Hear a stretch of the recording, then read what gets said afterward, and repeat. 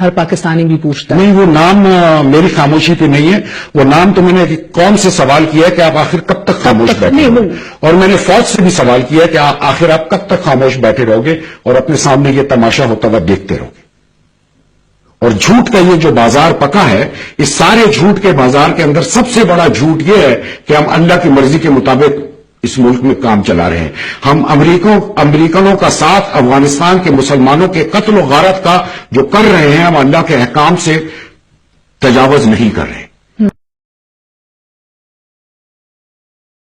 حالانکہ صاف بات یہ ہے کہ صرف ہماری اکانومی کے ہارٹ ہونے کے خدشے سے ہم نے قرآن اور حدیث اور اللہ کے احکامات کو پرے رکھ دیا، اور ہم نے کہا کہ نہیں، ہم کافروں کے ساتھ مسلمانوں کے قتل و غارت. دیکھیں، اس بات کو کاٹے مت، کیونکہ یہی بات کرنے سے سارے چینل کتراتی ہیں. نہیں کرتے، آپ پوچھیں کیجئے، کوئی مسئلہ نہیں ہے. آپ بات اس لیے نہیں رہی، سوال کرنے والی تھی، آپ بات کمپلیٹ کر لیجئے. سب سے بڑا سچ یہی ہے کہ ہم آج امریکنوں کے ساتھ مل کے اپنے مسلمان بھائیوں کے قتل و غارت میں شامل ہیں، جس کی وجہ سے پاکستان میں دہشت گردی ہو رہی ہے. جو ہم نے ایسے میڈیا نے اس کو گھمایا پھرایا ہے کہ ہر اللہ کا نام لینے والا آج عوام کی نظر میں دہشت گرد کہلاتا ہے. اس کو یہ کہا جاتا ہے کہ یہ دہشت گرد ہے. بھائی، جو افغانستان کے مجاہد لڑ رہے ہیں امریکہ سے، یا تو آپ کھل کر سامنے کہو کہ وہ غلط کام کر رہے ہیں. امریکہ کا کیا حق افغانستان میں مسلمانوں پر قبضہ کر کے لڑنا؟ اور صرف افغانستان نہیں ہے، ہم سب کو پتا ہے کہ پوری دنیا میں امریکہ مسلم ممالک کے ساتھ کیا کر رہا ہے. اس جھوٹ کے پیچھے اس ملک میں ہر قسم کا گندا کام ہو رہا ہے. جھوٹ کی بنیاد کس نے رکھی؟ جنرل مشرف نے. میں ان کے ساتھ thank you very much, thank you very much. بالکل، that's absolutely what I was getting at. لیکن اس وقت انلائٹنڈ ماڈریشن کے نام پہ، وار آن ٹیرر کے نام پہ آپ دیکھ لیں کہ انلائٹنڈ ماڈریشن میں آج اس ملک کے، یعنی ہمیں دوسروں کو خوش کرنے کی اتنی خواہش ہوتی ہے کہ ہم اپنا دین بھول گئے، اللہ بھول گئے، اپنا کلچر بھول گئے، اپنی ہر قدر بھول گئے. ہم نے اپنے آپ کو مغربیت کے رنگ میں ڈھالنے کی اتنی جستجو کی کہ کسی طرح ہم امریکہ اور برطانیہ اور یورپ کے آنکھوں میں چمک جائیں. ہر چیز ہم نے اپنی چھوڑ دی. یہ ہے انلائٹنڈ ماڈریشن. جو ہے وہ ابھی تو وقت گزر گیا نا، ہم پیچھے مڑ کے دیکھ رہے ہیں تو ہم اس کو دوسرے نظریے سے دیکھتے ہیں. جب 9/11 کی پالیسی مشرف صاحب نے لی تھی تو اس وقت تمام میڈیا، تمام سے مطلب ہے مور اور لیس تمام میڈیا، فوج کے سینئر افسران، سول سروس کے سینئر افسران، تمام کے تمام مشرف صاحب کے حامی تھے کہ یہ ہم نے بڑا صحیح قدم اٹھایا. اگر ہم یہ قدم نہ اٹھاتے تو پاکستان کا بہت بڑا نقصان ہوتا. یہ تو ریمنڈ ڈیوس کے ایشو کے بعد سے آ کر اس کے خلاف کچھ نہ کچھ باتیں اتنی بڑھنی شروع ہو گئی ہیں. پھر وہ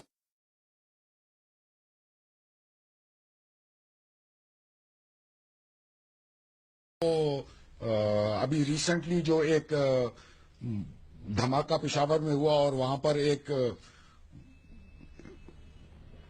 ٹیررسٹ ہینڈلر کی لاش نکلی جس کے پیٹھ کے اوپر شیطان کے پجاریوں کی پوری مور بنی ہوئی تھی، اور اس کو بھی ایک غیر ملکی مجاہد کا رنگ دے کر ٹال دیا گیا. لیکن یہ تمام لوگوں کو پتا ہے کہ امریکہ اور یہ اس کے ساتھی سارے یہاں پر کیا کر رہے ہیں. تو یہ چیزیں اس وقت کتاب میں کافروں کے ساتھ مل کر مسلمانوں کے قتل و غارت پر دل دہلتا ہے. اس سارے کھیل میں مشرف کا ساتھی ہونے پر جرم کا احساس اندر ہی اندر مجھے کھاتا رہتا ہے. پھر ایک اور جگہ پہ آپ لکھتے ہیں، دہشت گردی کے خلاف جنگ دراصل سیاسی نظریہ اسلام کے خلاف جنگ ہے. جنرل صاحب، یہ باتیں اگر عبدالرشید غازی لال مسجد میں بیٹھ کے کرتا تھا تو اس کے خلاف تو آپریشن ہو جاتا ہے.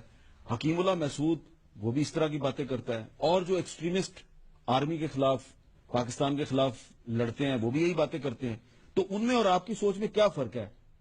ان کے پاس بندوق ہے، آپ ریٹائر ہو کے بات کر رہے ہیں. دیکھو، ان باتوں میں تو اتنا فرق شاید نہ ہو، لیکن کچھ لوگ باتوں کے علاوہ اور باتیں بھی کرتے ہیں جس سے حکومت کے خلاف ایسی چیزیں اٹھتی ہیں جس سے ملک میں خرابیاں پھیلتی ہیں. وہ خرابیاں پھیل رہی ہیں. اس میں تو کوئی شک نہیں کہ جو ہم امریکہ کے ساتھ مل کر افغانستان کے مسلمانوں کے قتل و غارت میں شامل ہیں، پاکستان میں جس قدر بھی دہشت گردی جس کو کہا جا رہا ہے جو پھیل رہی ہے، اس کے نتیجے میں پھیل رہی ہے.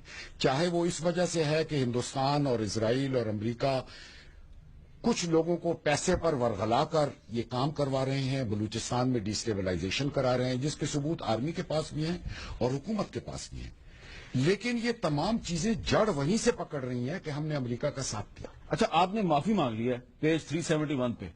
آپ کہتے ہیں جی کہ میں پاکستان اور امریکہ کے گٹھ جوڑ میں مجرم ہوں، اور وہ بھی جن کے بچے آج ہماری ہی فوج قتل کرتی ہے کہ آج امریکہ سے جوڑا ہوا ناتا ہمیں اس مقام تک لے آیا ہے. اگر ہو سکے تو مجھے معاف کرنا. معافی تو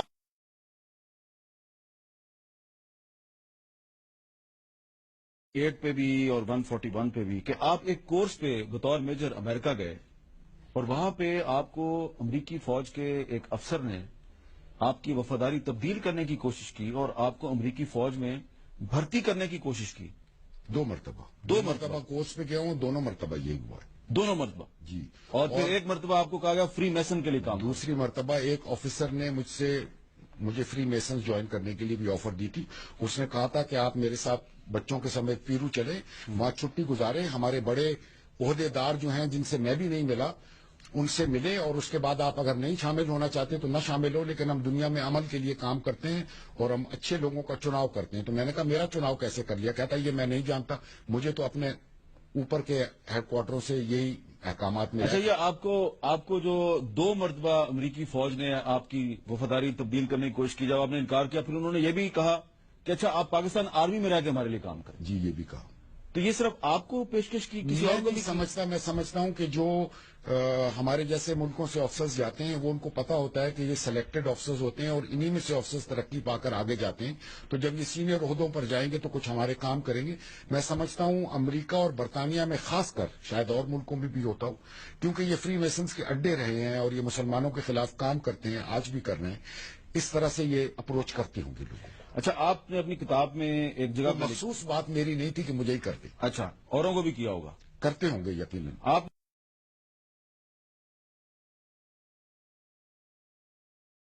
387 کہ امریکنوں نے فوجی حکمران پر دباؤ ڈال کے میڈیا کو, یعنی کہ ہمیں آزاد کروایا تاکہ پھر بعد میں امریکہ اس میڈیا کو خرید لے.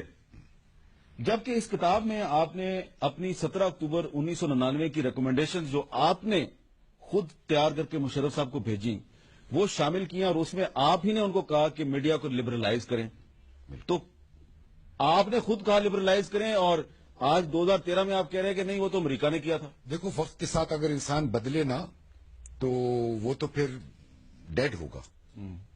وقت کے ساتھ انسان کو بدلنا چاہیے بہتری کی طرف. وہ میں اس لیے کہہ رہا ہوں کہ اس کے اثرات اس وقت میں نے نہیں دیکھے تھے, آج تمام میڈیا نے. لیکن دیکھیں امریکہ کے اس کھیل میں مشرف صاحب کے دور سے لے کر آج تک ریمنڈ ڈیوس کے کیس تک, جب ٹیررزم کی بات ہوتی ہے فاٹا سے کراچی تک. نہیں, ریمنڈ ڈیوس کو سب سے زیادہ کرٹیسائز میڈیا میں کہہ رہا ہوں اس پر آ کر, اور میڈیا کا بہت بڑا رول ہے اس ملک کو بہتر کرنے میں, اس میں کوئی شک نہیں. ٹھیک ہے, مجھے صرف امریکہ کے گیم میں کھل کر میڈیا کا نہ بولنا, اچھا اس پر اعتراض ہے. چلیں, ابھی آپ بول رہے ہیں نا, ہاں, امریکہ کے خلاف بول رہے ہیں نا. اچھا, اب یہ بتائیں کہ کیا آپ فوج کے خلاف جا رہے ہیں, کیا آپ یہ انکشافات اس پوائنٹ کے اوپر کر کے ایک قوم کے ساتھ غداری کر رہے ہیں؟ لگ رہے ہیں الزامات, لگ رہے ہیں. So you understand that آپ کی کتاب میں پر سمجھ رہا ہوں, لیکن دیکھیں میرا کہنا یہ ہے کہ قیادت فوج کی ہو سیاست کی ہو, دونوں نے ہی یہ کام کیا. مگر میرا آپ سے دونوں پوچھنا نے یہ ہے کہ چھپایا. خاموشی اس ملک میں سب سے زیادہ کس کو پسند ہے؟ دونوں کو, کیونکہ ہر جگہ غلط کام ہو رہے ہیں. فوج حکومت کے ہر محکمے میں بشامل فوج ہر جگہ غلط کام ہو رہے ہیں, ہر جگہ حق جو ہے وہ لوگوں سے چھپایا جا رہا ہے. اور مجھ پر جو الزام لگ رہا ہے کہ میں اس ملک سے یا فوج سے غداری کر رہا ہوں, اس کے بارے میں لوگوں کو سوچنا چاہیے. کیا ہم سچ کو چھپا کر صرف اس خاطر لوگوں کو جھوٹ بتاتے رہیں کہ دوسرے ہمارے بارے میں کیا سوچتے ہیں, ان کے ذہنوں میں ہمارے بارے میں کیا. پیج نمبر 126 126 پہ لکھتے ہیں, فوج میں عام رواج ہے کہ اپنی یونٹ کے لیے سب کچھ جائز ہے, جھوٹ بھی, دھوکہ بھی, چوری بھی. اب یہ بات اگر میرے جیسا صحافی لکھے کہ فوج میں جھوٹ چلتا ہے, دھوکہ چلتا ہے, چوری چلتی ہے, تو میں تو امریکہ کا ایجنٹ قرار پاؤں گا, اسرائیل کا ایجنٹ, انڈیا کا ایجنٹ. آپ نے لکھ دیا ہے, آپ لکھیں تو کوئی بات نہیں.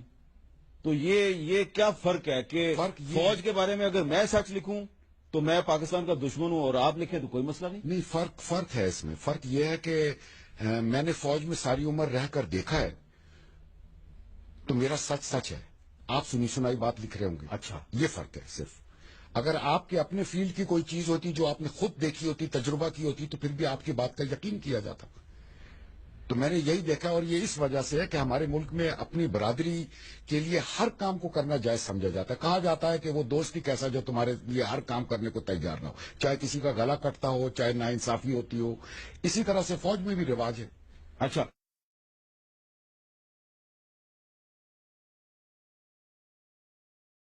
موونگ فارورڈ جی فوج میں کیا درستگی کی ضرورت ہے؟ کیونکہ آپ حصہ رہے ہیں، کیونکہ اب آپ نشانے پہ بھی ہیں. سب سے پہلے سب سے اہم ضرورت جو ہے وہ فوج میں افسران کے کریکٹر کو سنبھالنے کی ضرورت ہے. کیونکہ میں سمجھتا ہوں اگر کریکٹر کمزور ہوگا تو میدان جنگ میں کھڑے ہو کر جان دینے پر زیادہ لوگ آمادہ نہیں ہوں گے. اور میں سمجھتا ہوں یہ چیز جیسے معاشرے میں ڈیٹیریوریٹ ہو رہی ہے، فوج میں بھی اس کا بہت بڑا اثر پڑ رہا ہے. اور کیونکہ فوج کے سینئر افسران کے اوپر کریکٹر کی اتنی بندش اور اتنی پکڑ نہیں ہے، اس کے اثرات نیچے تک جا رہے ہیں، اور یہ سب سے بڑی چیز ہے جو فوج میں ٹھیک کرنے کی ضرورت ہے.